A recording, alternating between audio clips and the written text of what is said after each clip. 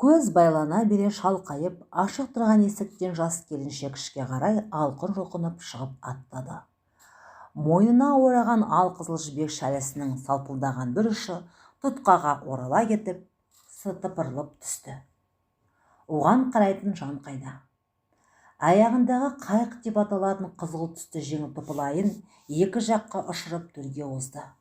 Алқынып жеткенің алдына шыққан жан болмады. Үйде өлі тыныштық. Ашық тұрған терезенің жібек пердесі ғана желмен тербеледі. Құлаққа ұрған танадай мына үнсіздік ашу буып келген келіншектің қанын одан әрі сапырды. Келген үйі төркіні болатын. Сондықтан даусын қатты шығарып, «Апа, қайдасың?» деп айқай салды. Оң жақ бүйірдегі есіктен шыға келген ақ жапқыш байлаған, бұйралаған шашы басына қозын керісін қаптап алғандай алақан көз Кейуана. «Бісмілда, Гүлдар-ай, не болды сонша аттандап, әкең демалып жатыр» деді. Үнінен қызының мына жүрісін жаратпай, қарасынан ағы басым ала көзін төңкере қарап, тыныштықтың бұзатындай хабар әкелгенін жүрегі сезді. Амандасу керек есіне түскенде қызы «Қалайсыңдар?» деді де, ұстап келген қол сөмкесін кіреберістегі кеміргіштің сөресіне лақтыра салды. «Не қалайы бар, жақсымыз?» деп шешесі асханаға қайта кіріп кетті. Қызы соңынан есігін жаба ілесті. Ортадағы ас үстелінің үсті толған ыдысқа салынған өрік пен шие. Шамасы тосап қайнатылып жатыр. Газ плитаның астындағы булағышта банкалар тізіліп булануда. Онсыз да ыстық бөлменің есігін жауып алғанды жақтырмағанда анасы. «Ашшы әрі, не болды?» деді қызына алая қарап. «Болары болды». Қолын есіктің тұтқасынан босатқан қызы орындыққа жібек көйлектің етегін желп еткізіп, жалп етіп отыра кетті. Кейуана бір қолына шөмішін, екінші қолына ыдыстың қақпағын ұстаған қалпы әлі қызына қарап тұр. Түсіп қалған қасының үстін қара бояумен баттастыра сызыпты. Ол таңданыстан сәл көтеріліп тұр. «Болды апа, қызың тірі жесір болды». «Тірі жесір несі? Жұлынбай жөндеп айтшы». «Тірі жесір дегенді естіп едің?» Анасына енді қызы алая қарады. Бірақ оның жіпсік көзі қанша асса да кеңеймеді. Тек өңменіңнен өтетіндей ызғармен анасының жанарымен барып шағылысты. Көзі тайқып барып, үстел үстіндегі ыбырсып жатқан ыдыс аяққа тоқтады. Кейуана қозы басының арасына 5 саусақты салып жіберіп, бір қасынды да орындығына қайта жайғасты. «Құдай сақтасын, тірі жесір, ондай сөзді естімеппін. Кім айтып жүр?» деп перзентінің сауалына сауалмен жауап қайтты. Анасының мына бейқамдығына күйіп кеткен ақ борықта келіншек алдындағы табақтағы өріктен біреуінің ұрығын шығарып, қоқыс шелекке лақтырды да бүтіндей аузына салып жіберді. Аз кем үнсіз отырып шайнаңдап барып, тамағына әрі қарай жылжытып жіберіп, қайтадан тілге келді. «Тірі жесір деген мына мен. 15 жыл бойы сенің шыда, түбі ана 3 қабат үй саған қалады. Жүрмейтін еркек жоқ, қайтып келеді дегеніңе сеніп енді міне тақырға отырдым. Бай да жоқ, баспана да жоқ» деп еңірей жөнелді. Үнсіз тыңдап отырған Кейуана мына жаңалықтан шошып, ұрығын аршып отырған табақтағы өрікті итере салып, ыстықтан албырап тұрған беті одан әрі қызара қызына шүйлікті. Дауысы қандай ащы еді шіркіннің. «Әй қыз, байыңнан айырылсаң, оны менен көрме. Сол үйге барғаннан ана үйге шешесімен алыстың. Нең бар еді? Атынан жұрт үркетін шалын тыпыр еткізбей отырған қатында. 5 қыз тұрмақ түгіл 50 қыз тапса да нең бар еді?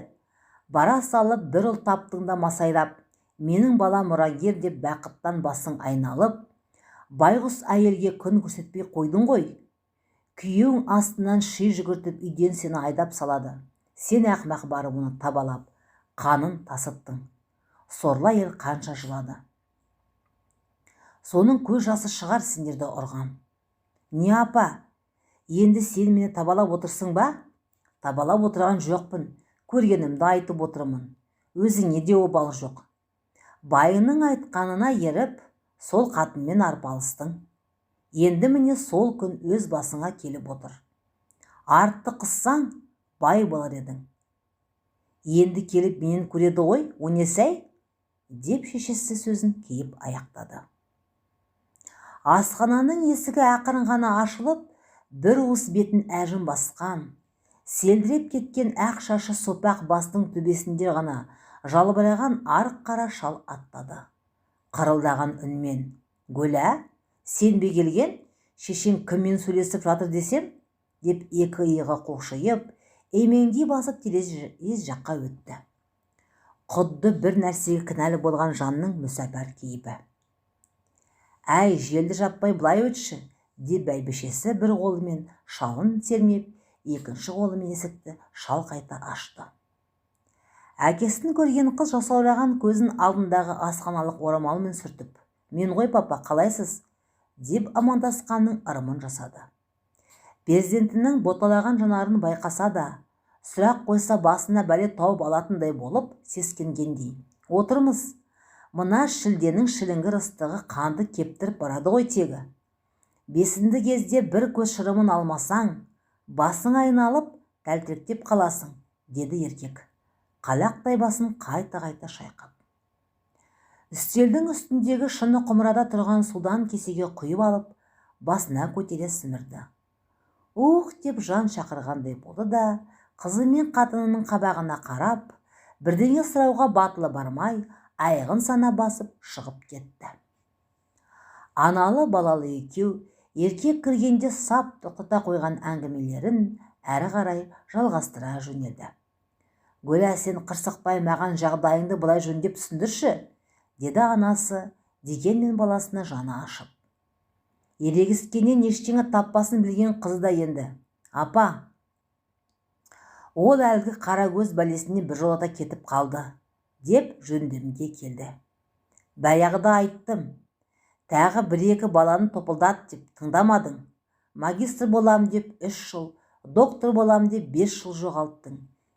Апай, мен соны тумайын деді дейсің бе? Жетіскенімнен отау қуып, оқу қуып кетті дейсің бе? Шыңғысты туғаннан ақ жатын бөлмеге жоламай қойды емес пе? Мен бала таппасын деп. Баланы күрге аунап табам ба?» деп ащы запыранын төккен қызы 15 жылдан бергі ашпаған сырын 15 сөзбен ақтарып салды. Басындағы қозының жүніндей бұйраланған шашының әр талы жазылып кеткенде болған күйеуана, үстіндегі биттің қабығында желеңін ауырсынып, ауа жетпегенде әлақтап қызына қарап: «Сен сонша жылдан бері ол сұмпайының әрекетін неге маған айтпай келгенсің?» деді. «Ұят емес пе, қалай айтам? Байым қойныма жатпайды деп кімге шағынам? Талай түндерді жылап өткізіп, білім қуған болып шетелге кетіп қаңғып жүрдім ғой. Алдындағыдай емес», келіншектің дауысы баяулап, тағдырының салғанын мойындағандай момақан бола қалды. Перзентінің мына мүшкіл халын көрген анасының жаны ашқынып: «О, зәлім, о заманда бұ заман жап-жас келіншегінің жанына жатпай, бала таптырмаудың жолын жасаған сұмпайыны көргенім де естігенім де осы сұмырай. Мұндай бәле қалай басына келеді десеңші? Бала таптырмау үшін сақтанады емес пе?» деп күйіп піскен әйел тарс еткізіп, тегенедегі қантқа араластырған өрігін оттың үстіне қойды. Қызы әлі ішіндегі құсасын ақтарып отыр.